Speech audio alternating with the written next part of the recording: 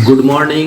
আগের ভিডিওতে আমরা 17 অমূলত সংখ্যার বর্গমূল নির্ণয় করার পদ্ধতি শিখেছিলাম।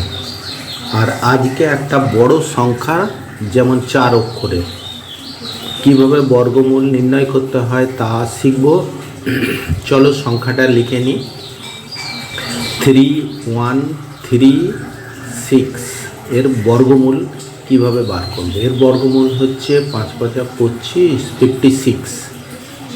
তাহলে 56কে কীভাবে বার করতে হয় সেটা জানার আগে আমাদের কিছু মনে রাখতে হবে।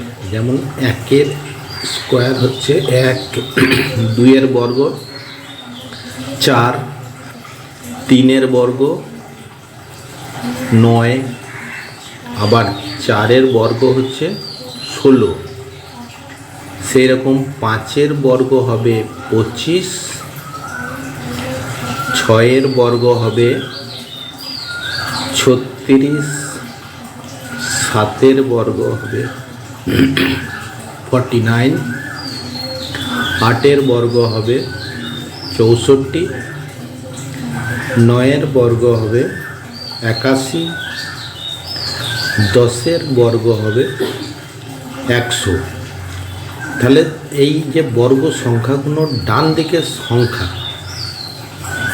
দিকের সংখ্যাগুলো দেখো 0, 1, 9, 1, 4, 9, 6, 5, 6, 9, 4, 1, 0 এইগুলো কার বর্গমূল সেটাই তোমাদের দেখাচ্ছি।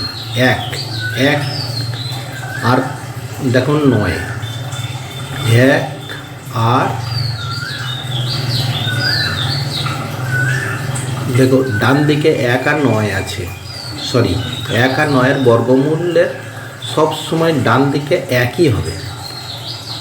ঠিক আছে, 1 আর 9কে বর্গ করলে সবসময় ডান দিকে 1 হবে।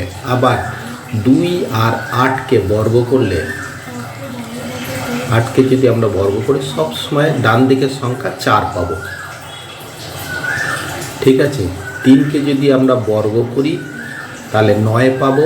3-এর সঙ্গে আরেকটা সংখ্যা আছে 7, 7কেও যদি বর্গ করি তাহলে লাস্ট সংখ্যা 9 পাবো। সেই রকম 4কে যদি বর্গ করি তাহলে দেখো 6 পাবো। আবার 6কেও যদি বর্গ করি তাহলে লাস্ট সংখ্যা 6 পাবো। তাহলে 4 আর 6কে বর্গ করলে লাস্ট সংখ্যা সবসময় 6 পাবো। আর 5 এমন একটি সংখ্যা শুধু সিঙ্গেল, যাকে বর্গ করলে লাস্ট সংখ্যা 5ই পাবো। 6 পেয়ে গেছি, 7 পেয়ে গেছি, 8 পেয়ে গেছি, 9 পেয়ে গেছি, 10কে বর্গ করলে 0 পাবো। তাহলে এবার আমরা 3136 যে সংখ্যাটা দেওয়া আছে 3136 সেইটাকে যে 56 বার করেছি কিভাবে সেইটা আমি দেখাবো। তাহলে সংখ্যাটা লিখে নিই 3136। এবার ডান দিকে কি আছে দেখো 6-এর বর্গমূল কি হবে? একটা হতে পারে 4 আর একটা হতে পারে 6। এই দুটোর মধ্যে একটা হবে একক স্থানে অঙ্ক। একক স্থানে অঙ্ক 4 হতে পারে বা 6 হতে পারে। ঠিক আছে, এবার দশক স্থানে অঙ্ক কি করতে হবে? এই প্রথম দুটো সংখ্যাকে ছেড়ে দিয়ে দেখো 31 আর 36, প্রথম দুটো সংখ্যাকে ছেড়ে দিয়ে বাঁ দিকে যে সংখ্যাটা থাকছে 31, 31-এর চাইতে ছোট পূর্ণ বর্গ সংখ্যা কত? 25।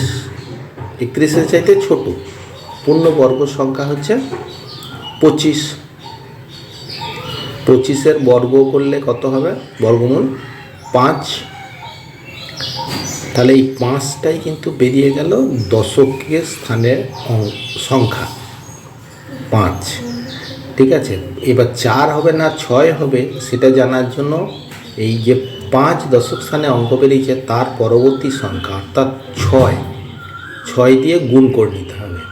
6 দিয়ে গুণ করলে যে সংখ্যাটা বেরোবে সেই সংখ্যাটা মূল সংখ্যার চাইতে দেখো ছোট।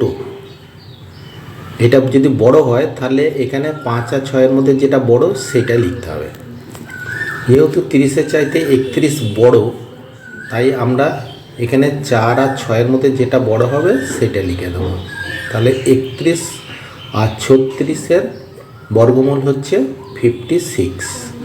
আরেকটা উদাহরণ দেখালে তোমরা আরও বুঝতে পারবে, মানে জিনিসটা আরও পরিষ্কার হয়ে যাবে। ঠিক আছে, নেক্সট আরেকটা উদাহরণ আমি দেখাবো তোমাদের, দেখাই তাহলে। 1764 তার বর্গমূল বার করব। এখানে লাস্ট কত আছে? 4 থাকলে কি হবে? দশক স্থানে অঙ্ক 2 আর 8 হবে। তাহলে 2 হবে না 8 হবে সেটা তো পরে আসছি। তারপর প্রথম দুটো সংখ্যা ছেড়ে দিয়ে কত থাকছে বাকি? প্রথম দুটো সংখ্যা ছেড়ে দিয়ে তার বাকি থাকছে 17। 17 চাইতে ছোট পূর্ণ বর্গ সংখ্যা কি হবে? 16। দেখো 4, তাহলে 16-র বর্গমূল হবে 4। তাহলে আমরা এখানে 4টা লিখে দিতে পারি, 4। এবার 2 হবে না 8 হবে সেটা জানার জন্য, এটা দশক স্থানে অঙ্ক আর এটা একক স্থানে অঙ্ক, একক স্থানে দুটো আছে। এবার 4 হয়ে গেল দশক স্থানে অঙ্ক, পরবর্তী সংখ্যা 2 আর 8কে জানতে গেলে তার পরবর্তী সংখ্যা দিয়ে গুণ করতে হবে। 4 গুণিত 5 20। এই 20 চাইতে দেখো 17টা ছোট, এখানে আগে বড় হয়েছিল, এখানে ছোট হলে ছোট সংখ্যাটা লিখতে হবে, তাহলে 2টা লিখতে হবে। তাহলে 42 হয়ে গেল। এখানে 1764-এর বর্গমূল হয়ে গেল 42, মানে 42। ভিডিওটা ভালো লাগলে চ্যানেলটা সাবস্ক্রাইব করো, শেয়ার করো।